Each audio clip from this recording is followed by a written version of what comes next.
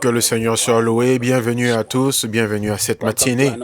Bienvenue à un nouveau jour où la main du Seigneur sera étendue, où la puissance de Dieu sera manifestée et la grâce de Dieu sera révélée. Bienvenue à cette saison où vous serez capable de témoigner que vraiment le Seigneur est bon et sa bonté dure pour toujours. Bienvenue à notre temps de prophétie sur la guérison, la santé et sur la longue vie. Bienvenue parce que vous serez une de ces personnes qui vont témoigner de sa bonté de Dieu. Je lisais tout à l'heure les témoignages qui sont sur l'écran et plusieurs sont étonnants. Au milieu de toutes ces situations, Dieu donne de l'emploi, des entreprises et des affaires à plusieurs personnes. Dieu amène, Dieu donne la faveur à plusieurs personnes. Dieu est tellement bon, Dieu est si grand, Dieu est si merveilleux et sa miséricorde dure pour toujours. Père Céleste, nous t'adorons, nous magnifions ton nom.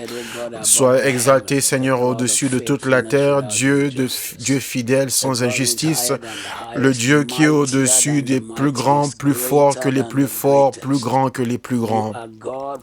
Tu es Dieu du commencement jusqu'à la fin et on ne peut pas, il n'y a pas d'autre Dieu hors de toi. Personne ne mérite que nous puissions nous prosterner ou de l'adorer ou de le louer. Tous les autres dieux sont des œuvres des hommes. Ce sont les œuvres des menteurs, mais tu es Dieu et tu n'as pas besoin de nous pour exister. Tu nous as créés pour ton plaisir et pour amener la louange à ton nom. Donc à cet autel ce matin, nous venons et nous te louons, nous te magnifions, nous t'exaltons, nous t'élevons. Et pendant que nous le faisons ce matin, Seigneur, nous savons que tu établis ton trône de miséricorde, ton trône de faveur, ton trône de témoignage et ton trône de gloire. Nous n'avons encore rien vu, Seigneur. Il y a de plus grands témoignages, de plus grandes faveurs et de plus grandes opportunités qui viennent à nous, à la gloire de ton nom. Sois avec nous à cet autel aujourd'hui et que nos prières soient réellement dirigées par toi et notre parole prophétique soit dirigée par toi et que rien ne soit fait qui va déshonorer ton nom, mais que tout amène la gloire et qui magnifie ton nom saint et ton royaume.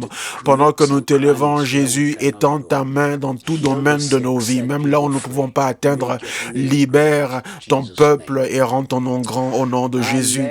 Amen. Bienvenue une fois de plus et je prie pour vous que vraiment le Seigneur va vous parler et vous allez expérimenter sa grâce et vous allez expérimenter sa puissance et la main du Seigneur sera manifestée dans votre vie. Si vous venez de nous rejoindre peut-être pour la première fois ou la première fois depuis un bon moment, nous sommes en train de prophétiser sur les vertus de la guérison, la santé, la longévité, la guérison spirituelle, physique, émotionnelle, la guérison de nos rêves, la guérison de notre vision, la guérison de tout ce qui nous concerne, la guérison de notre passé. Pouvez-vous le croire que je pense déjà au message, à la prédication que je vais donner aux serviteurs le dimanche 5 juillet. Et je suis allé sur un passage dans le livre d'Esther où sa belle-mère lui a dit « Avant que tu n'ailles voir Boaz, lave ton visage. » Est-ce que tu as vraiment besoin de dire cela à une femme? Une femme sait qu'elle doit laver son visage et se faire belle. Mais c'est tellement puissant ce qui a été dit. Elle a dit lave la Moabite, enlève ton passé, enlève ta douleur et ne permet pas que ça empêche ton avenir. Je ne veux pas en dire plus, cela est réservé pour les serviteurs qui viendront au culte du 5 juillet et ce sera merveilleux. Vous pouvez le croire que Dieu me donne déjà ce que je dois partager pour le dimanche le 5 juillet. Gloire à Dieu. Ce Dieu, il est beaucoup trop, merveilleux, merveilleux. Donc, nous partageons sur la guérison et sur la santé. Et donc, Dieu nous guérit. Dieu guérit notre passé. Mais nous devons participer, nous devons contribuer. C'est qu'il y a le problème est qu'il y a plusieurs qui sont hypochondriaques. Ils aiment leur maladie, ils aiment leur malaise et l'infirmité parce que ça leur apporte une attention des autres. Ils disent, oh, personne ne m'aime, personne ne prend soin de moi. Mais donc, personne ne peut vraiment guérir une blessure que tu ne veux pas être guéri. Personne ne peut guérir une blessure que tu ne veux pas, si tu ne veux pas l'avoir guérie. Mais si tu veux vraiment avoir la guérison, tous les fardeaux ont été enlevés au calvaire parce que Jésus est proche. Et cela est parce que ceux qui demandent la guérison le reçoivent. Cette promesse est pour toi et les malades y sont compris. Matthieu 7, versets 7 à 11. Toute personne qui demande reçoit. Jésus a commencé en Matthieu 7, 7 à 11 en disant, demandez, vous recevrez, cherchez, vous trouverez, frappez, la porte vous sera ouverte. Et ensuite, il continue en nous disant que toute personne qui demande reçoit. Et bien sûr, nous savons que toute personne, on parle des personnes qui ont reçu Christ comme leur Sauveur et Seigneur. Même ceux qui ne sont pas encore nés de nouveau, Dieu leur fait miséricorde et il fait que le soleil brille sur eux, même lorsqu'ils ne le méritent pas. Le ministère de la guérison a été également donné à 70 personnes. Jésus-Christ a pris des personnes de la foule et les a envoyées deux par deux pour aller prier pour les malades. Et cela a été une représentation de l'œuvre future de l'Église. Si vous ne savez pas qui vous êtes, même si vous faites partie du protocole d'accueil, malheureusement, on ne peut pas le faire en ce moment à l'église pendant un bon moment. On ne peut pas serrer la main à ceux qui viennent à l'église. Donc, voici la nouvelle salutation que nous avons à KS ici. Quand je croise les bras comme ça veut dire que je vous fais un câlin. Gloire à Dieu. Mais toute personne qui demande reçoit, et cette promesse est à vous également. Cette promesse vous inclut, et le ministère de Jésus, lorsqu'il a envoyé les 70 dans Luc chapitre 10, verset 1, verset 9 et verset 19, verset 1, verset 9 et verset 19, il leur a envoyé et ils sont allés, les malades étaient guéris, les démons sortaient des personnes. C'était merveilleux. Donc cela a été donné à tous ceux qui ont cru en l'Évangile et ensuite qui agissent en conformité avec l'Évangile et à ceux qui mettent en pratique la parole. Donc si tu es quelqu'un qui croit en l'Évangile et si tu es quelqu'un qui reçoit la parole et qui fait confiance en la parole de Dieu et qui agit selon la parole de Dieu, cela travaillera et agira dans ta vie. Et dans Marc chapitre 16, la Bible dit que ces signes accompagneront ceux qui auront cru. Marc 16, 8 à 18, ces signes accompagneront ceux qui auront cru. Donc, vous devez réaliser que si vous croyez, les miracles vous accompagnent, la guérison vous accompagne, les signes et prodiges vous accompagnent.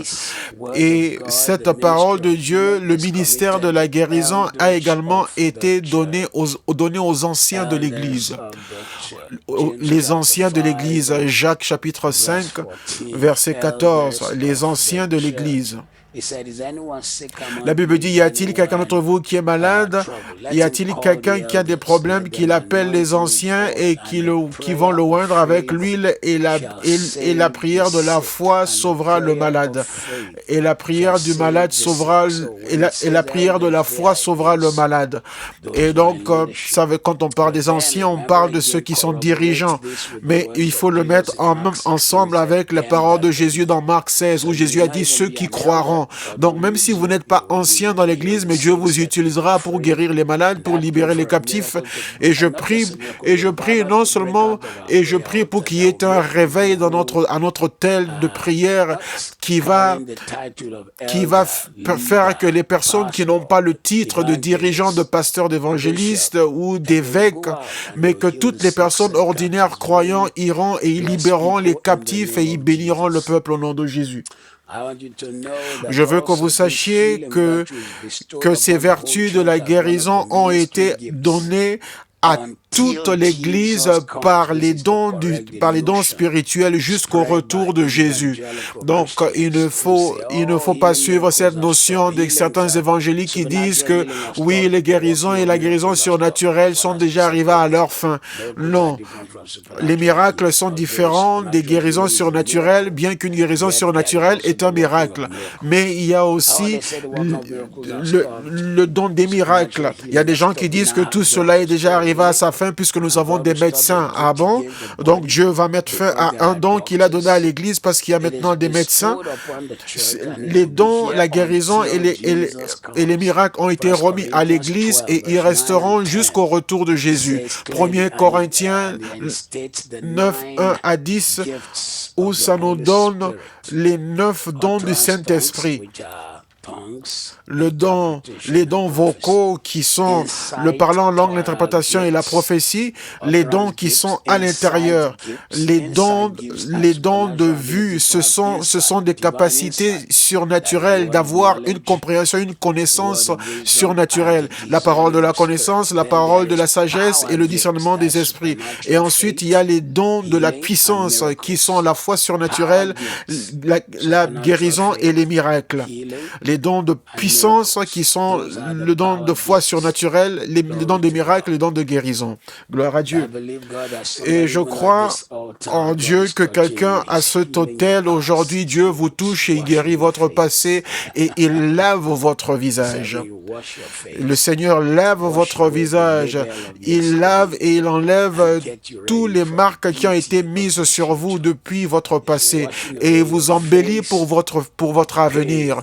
Le Seigneur lave et nettoie toute la douleur de votre visage et il vous fait briller pour votre Boaz de bénédiction. Jésus n'a jamais envoyé les gens enseigner l'enseignement sans les donner la capacité de guérir les malades. Toute personne qu'il a envoyé, il leur a dit, là où vous partez, les gens ressentent des douleurs. Pourquoi prêcher un message qui ne guérit pas le peuple? Jésus a dit, toutes les villes où vous irez, guérissez les malades qui y sont. Ce commandement s'applique encore à nous aujourd'hui. Ce commandement s'applique encore aujourd'hui. Luc 53, verset 5. Ce commandement s'applique encore aujourd'hui. Jésus n'a jamais envoyé quelqu'un enseigner l'évangile sans inclure la guérison des malades. Jésus a dit, toute cité où vous entrerez, guérissez les malades. Donc, c'est notre mandat, c'est notre onction. C'est l'onction que nous portons en nous, que non seulement nous recevons la guérison, mais nous devenons un canal par lequel le peuple est béni, relâchant la guérison pour leur délivrance et leur faveur et pour leur bénédiction. Gloire au Seigneur. Je crois que quelqu'un a été relevé ce matin et la parole du Seigneur est arrivée à vous. Ce matin, nous commençons avec la guérison interne, surtout en ce qui concerne les paroles qui ont été prononcées sur votre vie. Il y a certains d'entre vous qui ont été vraiment brisés par les paroles que les gens ont dites sur vous, prononcées sur vous. Mais aujourd'hui, le Seigneur vous guérit. Proverbe 11, 18. Il y a un tel qui parle légèrement, mais blesse comme un glaive, mais les paroles du sage guérissent. Il y a des personnes qui ont parlé sans sagesse, peut-être des jeunes personnes qui manquent de respect et ils ont fait du mal à votre esprit, ou des personnes plus âgées qui ont abusé de leur pouvoir, de leur droit d'aînesse et vous ont abusé par leurs paroles, et d'autres même qui sont simplement jaloux et ils ont essayé de vous rabaisser en disant des choses méchantes et mauvaises. Aujourd'hui, je déclare dans votre vie des paroles qui vous donnent la santé et qui relèvent votre esprit. À partir d'aujourd'hui, je déclare et décrète que vous n'allez pas rester par terre comme un produit abîmé. Vous êtes la propriété de Dieu. Votre valeur reste la même. Il n'y a aucune parole d'un homme qui réduit votre valeur et l'attitude de personne ne peut réduire qui vous êtes. Voici un billet de 10 livres sterling. Même si je le chiffonne, sa valeur est toujours la même. Même si je la réduis comme n'étant rien, mais sa valeur reste la même. Je peux l'écraser, la chiffonner, mais sa valeur reste la même. Et ça ne vaudra pas moins. Et en fait, quand on aura fini de prier, je vais aller faire mes exercices sur le terrain de golf et j'utiliserai cet argent pour acheter les balles de golf. On ne me dira pas, désolé, monsieur Hashimoto, votre billet de 10 livres a une valeur moins que son montant. Non, la valeur reste la même. Donc, plusieurs vous ont écrasé, ont fait des choses contre vous, mais votre valeur est toujours la même. Donc, ce matin, par la puissance du Christ vivant. Je déclare la guérison dans votre pensée, la guérison dans votre vie, la guérison dans votre destinée. Je déclare une délivrance totale dans votre destinée.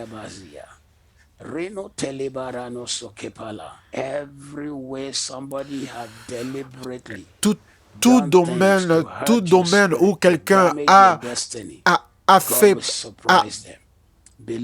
prononcé des paroles pour vous détruire, vous vous rabaissez, le Seigneur vous guérit et soyez relevés ce matin au nom de Jésus. Proverbe 13, 17. Proverbe 13, 17. Un passage similaire au précédent. Un envoyé méchant tombe dans le malheur, mais un messager fidèle apporte la guérison. Un messager fidèle apporte la guérison. Je viens à vous ce matin comme ambassadeur de Jésus-Christ.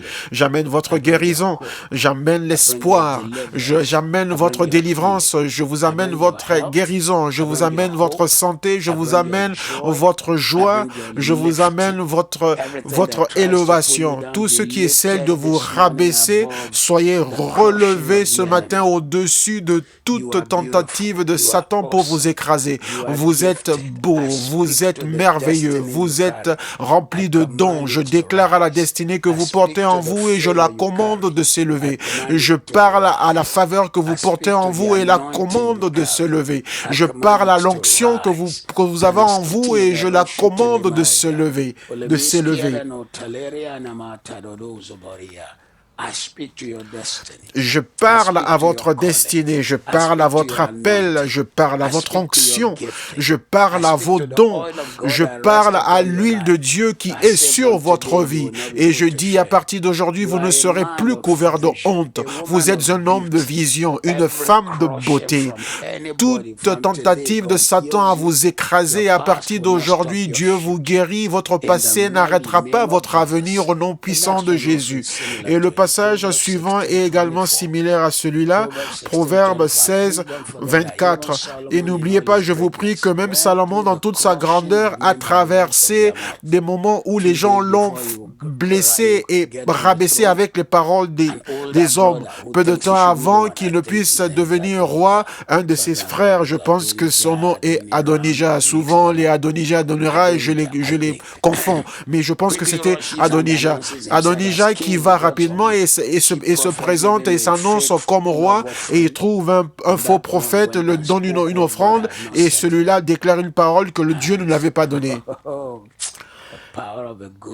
Mais la puissance, le pouvoir d'une bonne femme, tout ce que la mère de Salomon a fait, c'est d'envoyer le symbole de l'alliance que David avait faite avec elle. Et elle a envoyé cela en disant, te souviens-tu de ceci? Voici le signe de l'alliance que tu as faite avec moi, en me disant que mon fils sera roi.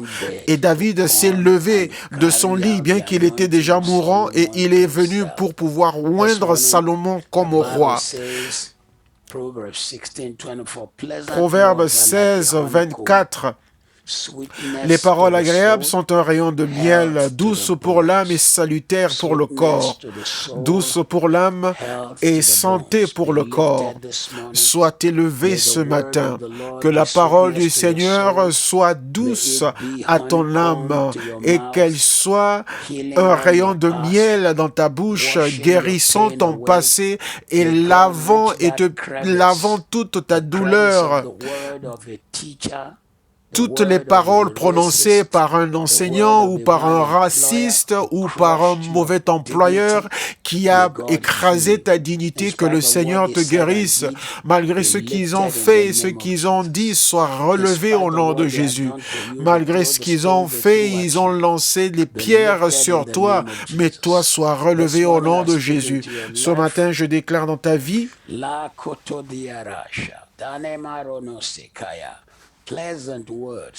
des paroles douces, des paroles agréables sont un rayon de miel, douce pour l'âme et santé pour le corps. Sois relevé aujourd'hui. Je détruis le pouvoir du péché. Je détruis le pouvoir de la honte. Je détruis la force de Satan. Je détruis la force du péché. Je détruis le pouvoir de la honte. Je détruis le pouvoir de Satan. Tout ce qui t'a fait baisser la tête, à partir d'aujourd'hui, cela est lavé par la purification de Jésus, par le lavement de Jésus. Par la parole de Dieu, Jésus a dit, Jean chapitre 3, je pense au verset 5, si un homme ne naît par l'eau et par l'esprit, l'eau là-bas parle de la parole de Dieu. Jésus a dit, il ne peut pas entrer dans le royaume de Dieu, que la parole de Dieu, la parole de vie, lave toutes les douleurs de ton passé et te fasse oublier tout ton passé douloureux.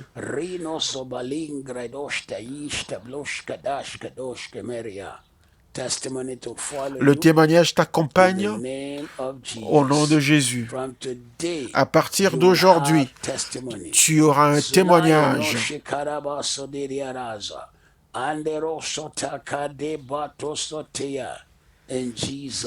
Au nom de Jésus, au nom de Jésus.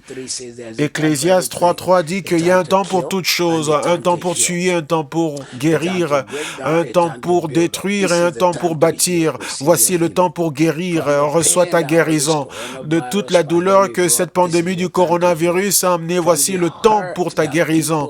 Des douleurs que les gens ont infligées sur ta vie et sur ta destinée. Voici le moment pour que tu sois guéri. Les paroles des hommes, les paroles qu'ils ont prononcées, voici le temps pour que tu sois guéri. Pour toutes les fois où les gens ont fait des choses contre toi qui t'a fait que même quand tu étais calme, tu y pensais et pleurais disant pourquoi est-ce que je l'ai mérité.